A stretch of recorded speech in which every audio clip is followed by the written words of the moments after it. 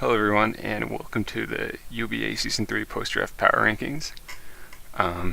So before I get into it, I'd just like to say that that these are purely my opinions and my analysis on what I think of each team, and this is not by any means right or how anyone will finish. See last season where lots of teams where I predicted to do poorly did not necessarily do so, and lots of teams where I predicted to do well also did not do as well. So it's really just my thoughts and possibly just a baseline, but really, in the end, it's really just my opinion. Also, there's an aspect of no matter how bad your draft is, if you are a good battler and a good player, you can still out-prep and outplay people with better drafts than you. So there's also that. But yeah, I guess with that out of the way, we'll get into the number 11, because I won't be ranking myself, and that is PK and the Comeback Clay Dolls. So yeah, there's just a lot of problems with this team. First off is that he has 0 hazards. Not a single one on this team can set hazards, which is already quite a big issue. Most people consider stealth rocker as imperative to a draft. People usually say 2 minimum, but 3 or 4 is preferred. Well, here we got 0. No other hazard options, which really limits his ability to pressure other teams. He's got massive speed tier gaps, especially the gap between Zygarde and Crobat, which is like 95 to 130, I think. Crobat's somewhere in that area. I'm playing the speed game. Reggie was playing live now. I'm 130 is my final answer. Tell me if I'm right. But yeah, he has very little offensive pressure on his draft. Like Zygarde, this is really his only thing that's threatening offensively. Like, look at his team and what here on his team. Do you think, oh wow, that's actually scary? I'm gonna have trouble dealing with this. Like, I think probably second on the list is like Altaria, Mega Altaria. Third, you've got, I don't know, Vikavolt or Selly. Like, maybe Arcanine. This is not a very scary team. It's very difficult for this team to break down an opposing team. Zygarde is really the only thing, and Zygarde can only do so much. And Zygarde is actually his only form of offense, really, and it's fast. It's only 95 speed, so he really is going to have problems pressuring offensive teams and actually doing anything. Yeah, so his team pretty much just stall, because he has no chance of winning a game through offense. His only hope is to wall out his opponent, and his team isn't even that good for that. He's got like Tangrowth, which is I'd say a fantastic Stallmon, a good start. Cresselia, okay. Jellicent, okay. Selly, meh. I think Selly works better on offensive teams. It really doesn't have the recovery. It needs to be a good Stallmon and actually last over the course of a game. Then, like, the rest of these guys, maybe Mega Altaria, but like, it's just not mons who are meant to stall out another team to win a game, and I think that's really going to be his only option. So yeah, I think PK is going to need to make some serious transactions to make this team better and make it work. I think PK either needs to fully commit to stall or try to move away from stall into offense. So if he wants to move from stall into offense, he needs to pick a few things over base 100 that actually are scary, that can actually do something offensively. Regardless of which way he goes, he needs to pick up at least 1 stealth rock, or preferably 2. And if he wants to fully commit to stall, he needs to stop using such a heavy tier 1 pick on Zygarde, because Zygarde's not going to do anything for your stall team. So yeah, I think he's really at the current moment, he just has a bad stall team.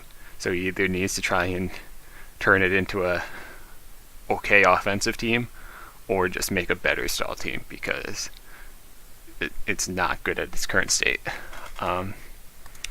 Next up, I have Auckland Blastors and Dylan Tepig, which people probably expected to be higher, but I just don't like this team. It's pretty much just hyper offense with like a Mew and a Suicune and kind of Fortress slapped on. It has very little bulk, and everything on that team is just incredibly frail.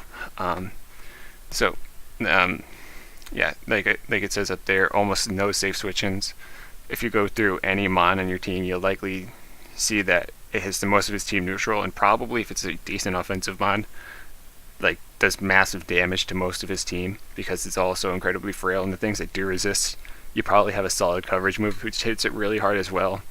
So Tepig really is, with this team for the most part, is going to have a really hard time switching into things safely.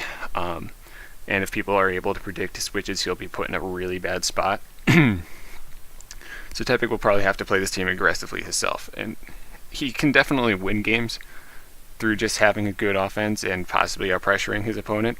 And Tepig's a good battler, and I expect him to do better than the 11th spot, despite me putting him there, just because he's a good battler, a good prepper. And although I don't think his team is particularly good this season, I think he'll do fine, just through his skill. But in terms of team, I'm really not a fan of it. So yeah, most types, if you look through his team, if you look through most types, really only have a few flimsy Mons as resists, like say Grass. You've got Noivern and Fortress, which neither have, actually does Noivern have recovery? I'm not sure, but it's weak to rocks. Volk, quad weak to rocks, and Serp, which only is the same type. You've got Ground, like I have listed there. You've got Noivern again, and Serp. Like, when Serp is your switch into a lot of things, when Noivern is your switch into a lot of things, there's a problem. Rock types, you've got Passimian. Yeah, Passimian. That's the rock switching. Yeah, so a lot of types that really do massive damage throughout his team, and his team's, although his team's fast, he can definitely keep the offensive pressure on his opponent. He's basically playing hyper offense, which is going to be very risky. And another downside of his team being so frail is that Mew, which is a lot of time incredibly such a versatile Mon, it's going to be forced into a defensive role or possibly a pivot role most of the time, just because when you're playing hyper offense, it's not going to be able to do anything that your more offensive threats wouldn't be able to. And it's just going to be much more valuable as something that can take hits. Same thing with Suicune. They're both going to have to be forced into defensive options because they're his only defensive options. So next up, I have the South Norfolk Noiverns. That's the first time I've actually tried saying it in a recording since Reggie and Jolty made fun of me for it. Tell me if I did it right, because I think I did.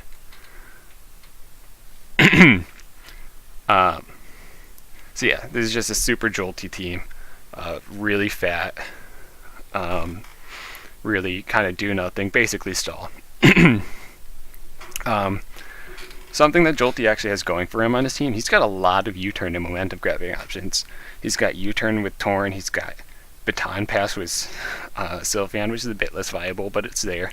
He's got Volt Switch with Cobalion, he's got Volt Switch with the Zebstrika, he's got U-turn with Incineroar, he's got U-turn with Flygon. He's got a lot of momentum, but what does he bring in with his momentum? Nothing on his team is scary. So, yeah. He's got a lot of momentum, but nothing that uses it because his team's got nothing scary offensively. His scariest thing is Torn, but like, it's not that scary. It's more of a pivot. A pivot that's meant to like come in and possibly get your threats in, defog, provide utility, but not break down your team. And that's his scariest threat. So yeah, basically a stall team like he usually drafts, are like incredibly defensive. Also, somehow he drafted a stall team with a Mega Venu on it, which, like, the greatest advantage of Mega Venu is that you're only weak to Flying and Psychic, and you wall pretty much everything else to hell and back. and he only drafted Zebstrika as a flying resist. So yeah, his stall team at least is better than PK's. Like, Jolty actually committed to his stall. He's got like a Mega Venusaur. He's ready to stall people. Mega Venusaur is probably the best stall mod in the game. One of them up there. It's just so hard to kill. He's got a Mantine. He's got a Mudsdale, Sylveon. Actually, now I look at it, the stall options aren't as great as I expected, but like, it's solid. But yeah, it's going to be really hard for him to do anything offensively. He'll just have to win games with stall, and he has done that in the past. But like in the past season, like I said in the first bullet point, his downfall was that the better players really started to figure him out and just take advantage of his do nothing play style, and that led to his downfall in the second half of the season. So we'll see if he changes things up, but his team doesn't seem to indicate much of a change up, so we'll see. Next up I have Kudo in the San Diego Zorworks. So he's got good speed tiers and strong threats. Zeraora is a great speed tier. Zam. Then he's got Staraptor at Zard X at 100 each. So he's got some solid speed. Maybe you would want something in like the 110s as well, but it's okay. And his threats are also pretty good. Zeraora is quite threatening. Crocodile is pretty scary. Bulu is incredibly threatening. Zard is quite threatening. Staraptor is quite threatening. Alakazam is quite threatening. He's got a lot of threats going on. They don't seem to have any particular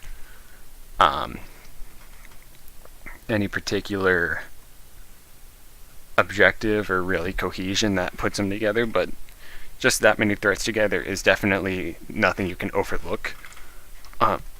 My biggest problem with this team, though, is that it's just its backbone isn't that strong, and this primarily comes from having Empoleon as both his steel and his bulky water. So it leaves him incredibly weak to things like I have listed there, Fire, Fairy, and Ice.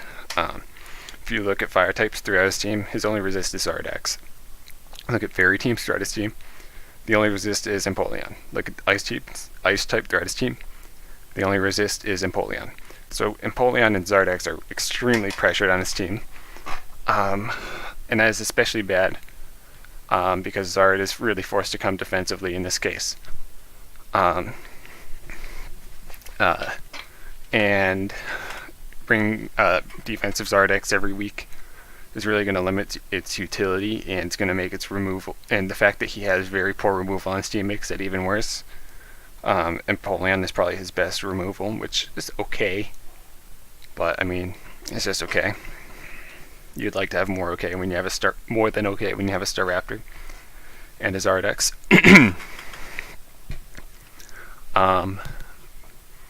But yeah, what also makes that worse is that I don't think I've ever seen Kudo run anything besides the Dragon Dance Zardex, and I don't think that he'll change his ways. But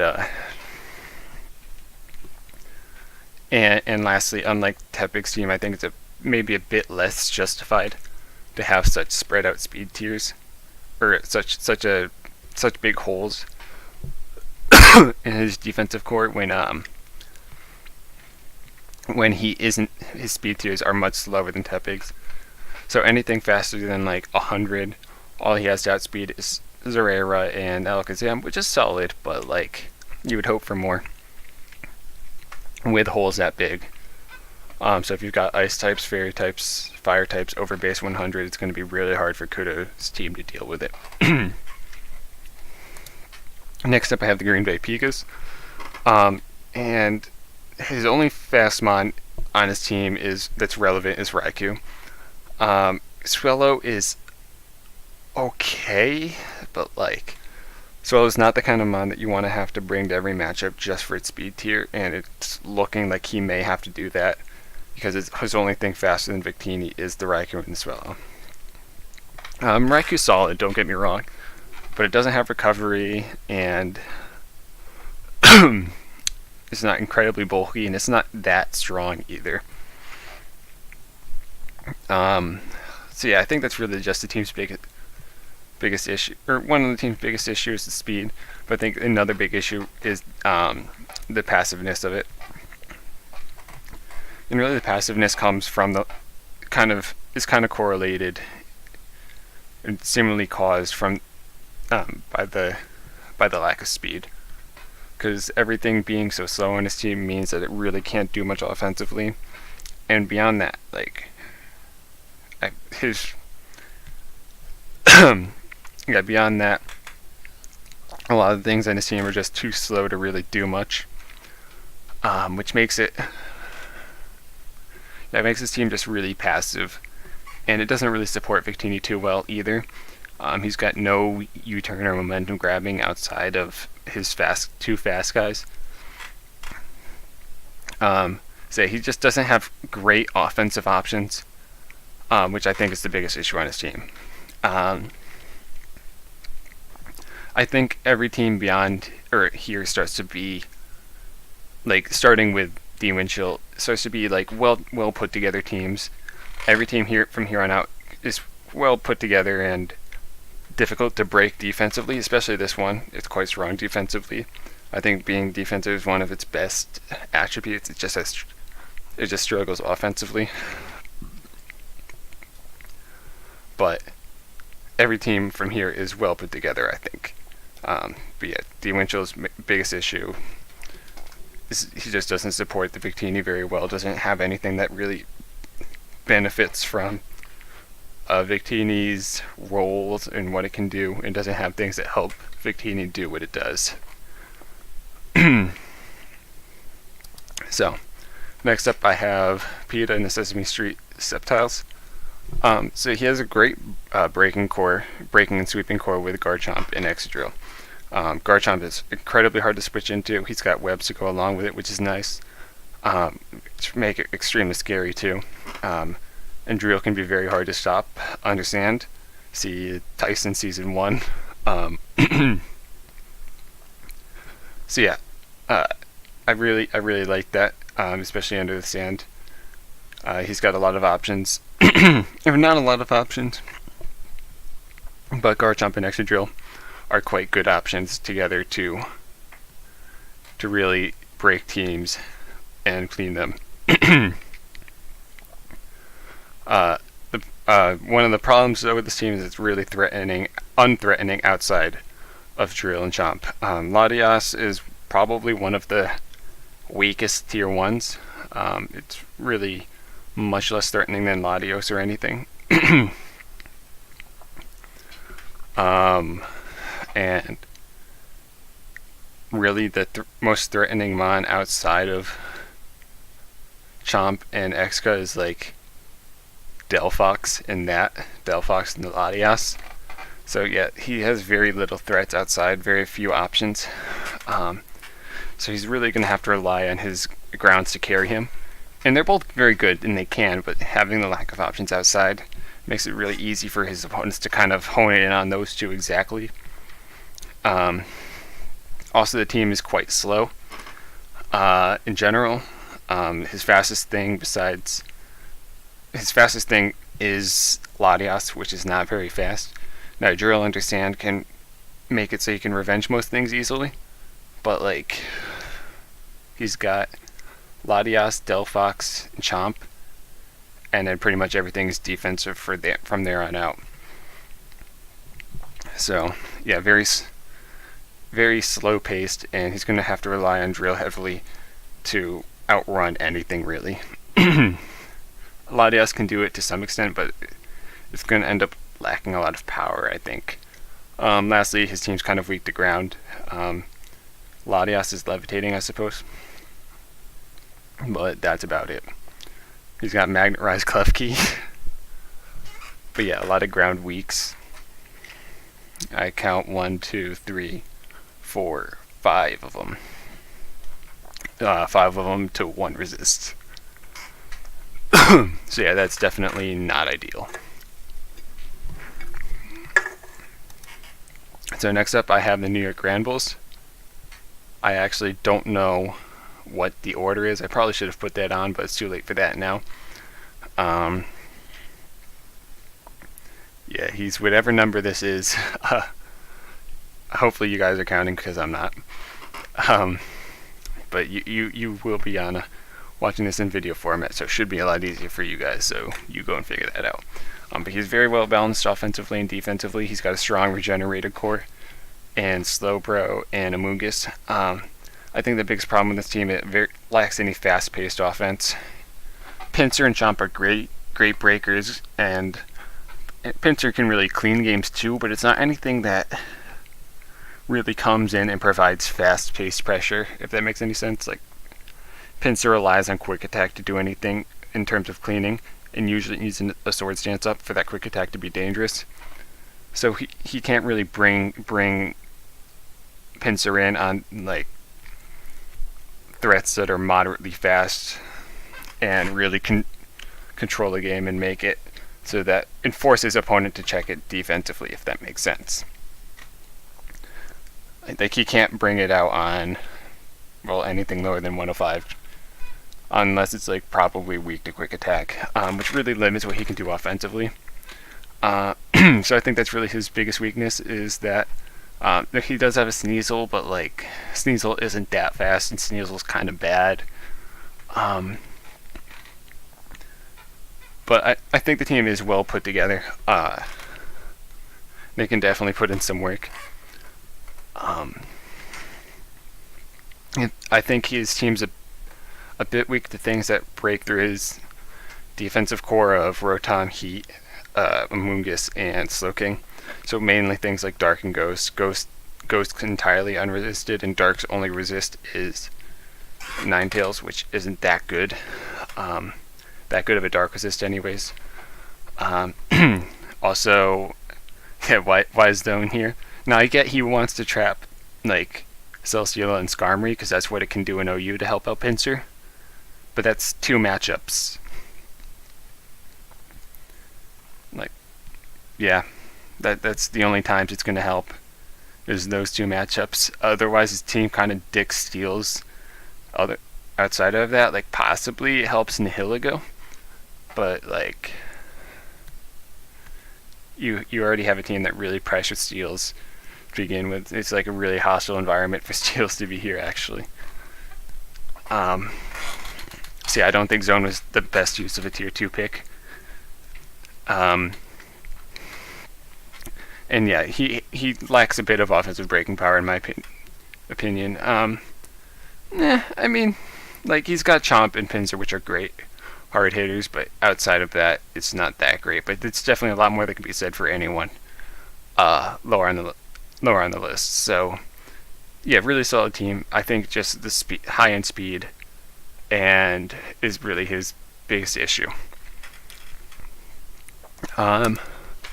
Next up, I have the Chelsea Charizards and Flare, who's actually moved up a lot, especially since last season in terms of draft. But he's got some really, he's got a fairly balanced team offensively and defensively, and some really big threats. He's got some really good momentum options to go with Kyurem, which is always important. He's got U-turn on Celebi, he's got U-turn on Nape, he's got U-turn on Gliscor, and U-turn on Torn, which can really, which really allows him to bring in Kyurem. It's sort of the opposite of Jolty, where Jolty had nothing to bring in. Well, he's got a very fair amount of U-turn. He's also got Voltage and Rotom, I forgot to mention. He's got a lot of momentum, and he has Kyurem, which is probably the best mon in the format to bring in off of those moves. So Kyurem can really just come in and destroy teams. And defensively, the team works out pretty well. There's not really any types that really decimate his defensive core. So yeah, the team's quite solid defensively. I think he has a very similar issue to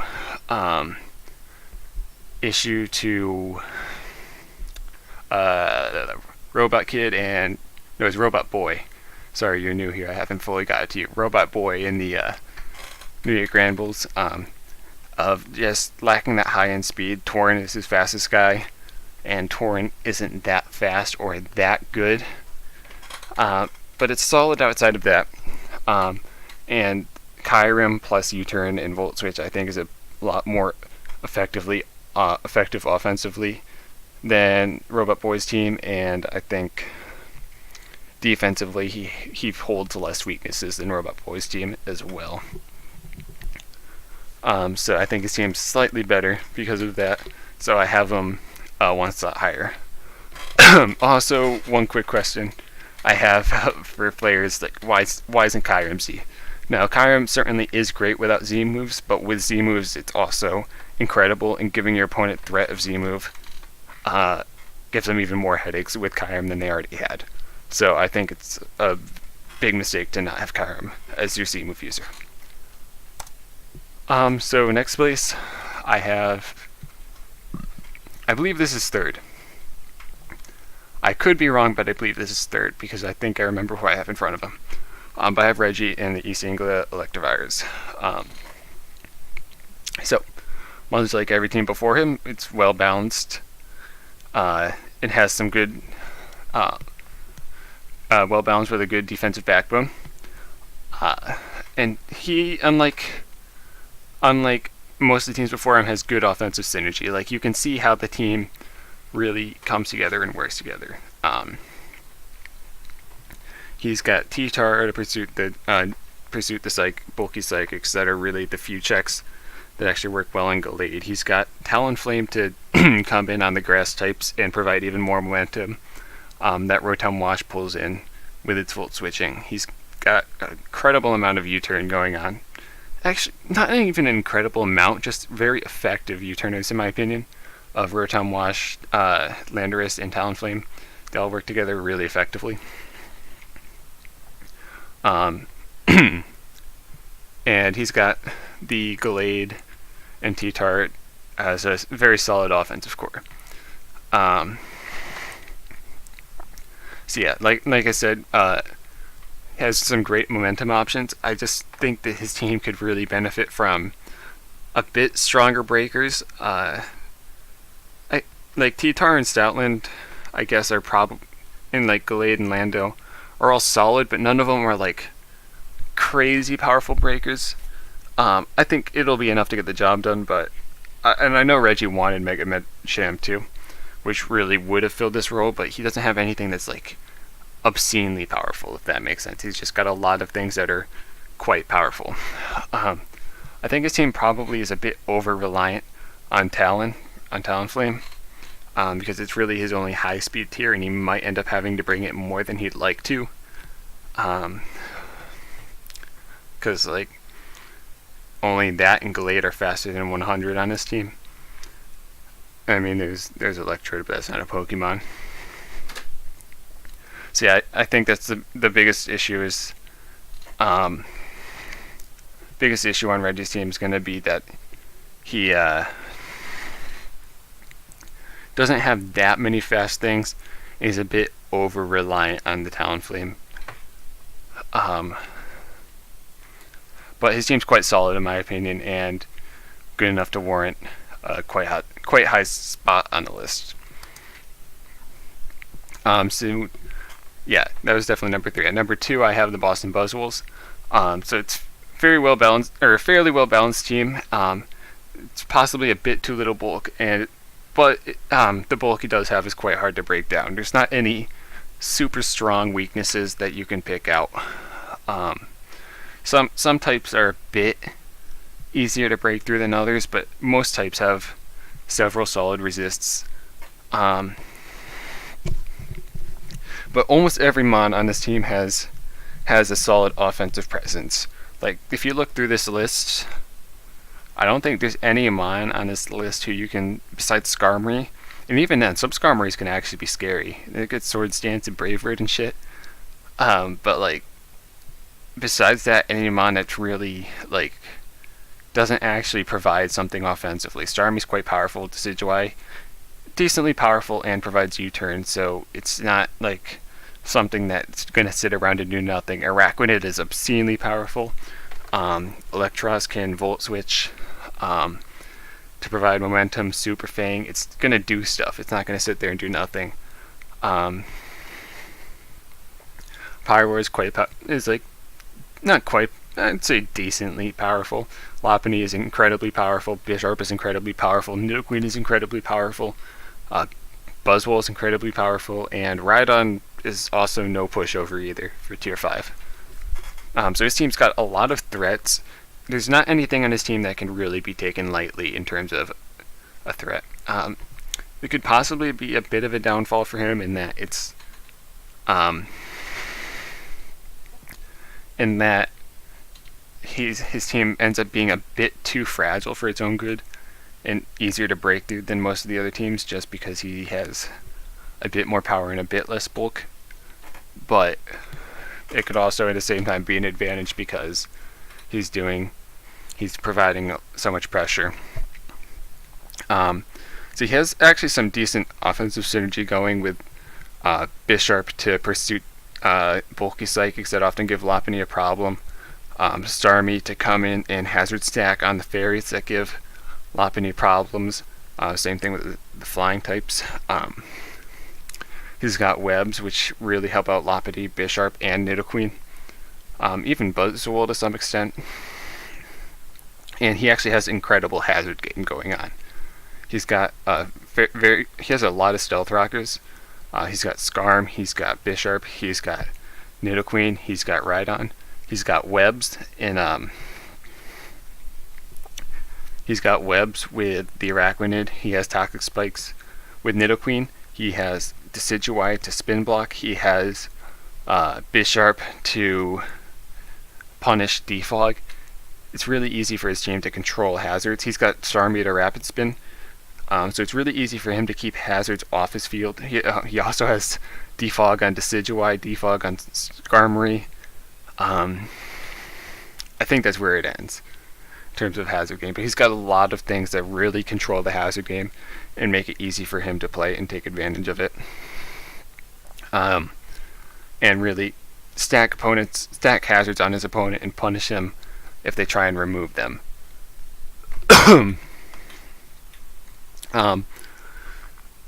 Problems with the team, other than like maybe possibly being a bit too frail, like I said before, because very few things on this team get recovery. Buzzwole, Decidueye, Starmie, Skarm, it's solid. It's similar to Reggie, not having enough threats that are that fast. He's got Lopunny, which is incredibly fast and very good. And he's got Starmie, which is quite fast, quite powerful, and can apply pressure, but then after that it kind of drops. He's got like Pyroar, but that's not very good. And then you drop all the way down to like Buzzwole and Nidoqueen and Bisharp in terms of speed tier, and Decidueye. So I think that's a bit of a problem that he lacks that many things that are fast. And similar to Reggie, I don't think there's anything that's incredibly powerful or scary as a breaker. I suppose there's Nidoqueen and kind of Lop, but Lop isn't that hard to check. I think the problem with Lop is that it's fast and provides a ton of pressure with its speed. But in terms of walling, it's not that hard to wall most of the time, or at least like over time.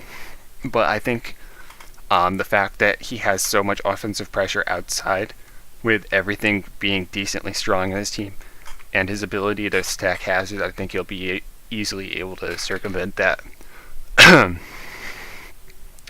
So yeah, I have Jeff and the Boston Buzzwoles at number 2. So number 1, I have the Puerto Rico Froakies, and I have them at number 1 because the team's very well balanced and incredibly threatening, like it says there. And this team has a lot of threats. You've got Scolipede, Mega Heracross, and Kartana just to start, which are all like incredibly powerful. I think like Mega Heracross and Kartana combined to probably the 2 highest attack stats that were drafted, and they're both like right there. And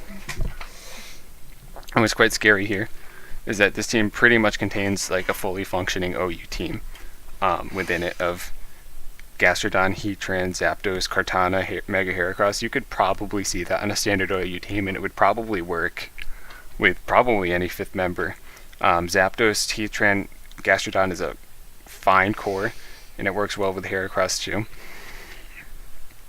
I think very few things break through those four guys. Kartana provides an incredible amount of offensive pressure. There's very few things in the game that wall Kartana and Mega Heracross, especially combined.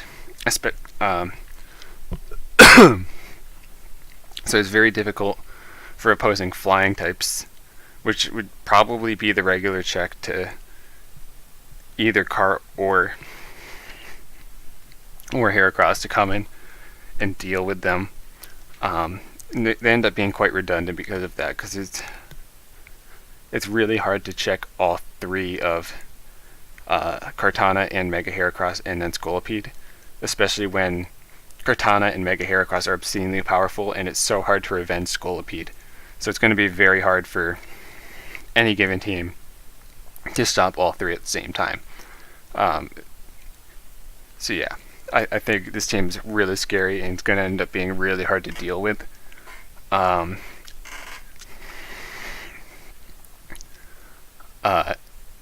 As for problems with the team, it's a bit fire weak, in my opinion, and a lot of other people's opinions as well. I think a lot of people over-exaggerate the fire weakness. I'm sure Cart and Escavalier are weak to it, and Scolipede, and Mega Heracross, which are his main offensive threats, but he has lots of ways of dealing with those fire types, being Heatran, Gastrodon, Aerodactyl, and even like Zweilous to some extent. Now, sure, he does have a lot of fire weaks, but like each of those fire resists also deal with fires in a different way, where like you can't run, like if you're a fire type, you can't run any given hidden power move to deal with all of them, and it's gonna always one of them will end up being able to deal with any given fire type. I think like it'd be hard for any given fire type to deal with all four fire resists, because they all handle fire with a different type of coverage to stop it. He also has a sort of hidden power, I guess, I don't know what the word is, but he forces opponents to choose what hidden power to run between grass and fire.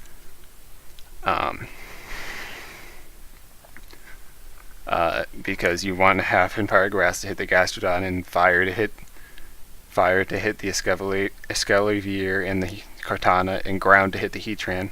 So you have to choose between one of the three. And it's always an advantage of having multiple quad weeks. But what I do think is a bit more dangerous than his fire weakness is electric weakness, just because electric goes quite unresisted throughout his team. His resists are the Gastrodon and its Zweilous, and Zweilous isn't really a Pokemon. Actually, Cart also resists in Go-Go. Go-Go's not a Pokemon, and Cart's not an electric resist. Unless it's a physical electric type, in which it kind of is, but like not really. So electric types can quite easily run HP grass and get away with it. Especially if they're volt switching a lot. But I think this team's strong defensive core, incredibly powerful offensive core, make up for it. He's also got quite good speed tiers with Scolipede, Aero, Zapdos, Cart, a lot of very fast threats that aren't do-nothing threats. All of them are threats to 100% be taken seriously. And yeah, what I think this team is like really consolidated good mons. He's got a bunch of tier 5s, which are like probably all going to do nothing, but if you like cancel out the tier 5s, every mon there is like really good. Like they can come to any given matchup. That's why I said like this could 100% be an OU team. It's just because he has so many mons that are good, like really good. So I think that's what and that mostly comes from the fact that he moved Heracross down. Heracross is like still really good. Heracross is a really good mon. Then he had the option to take 3 tier 1s, so that's 3 really good mons right there. And then Gastrodon in tier 3, although it's a tier 3, it's still really good. Scolipede in tier 2, it's still really good. He's just got a lot of really good mons. So it's almost like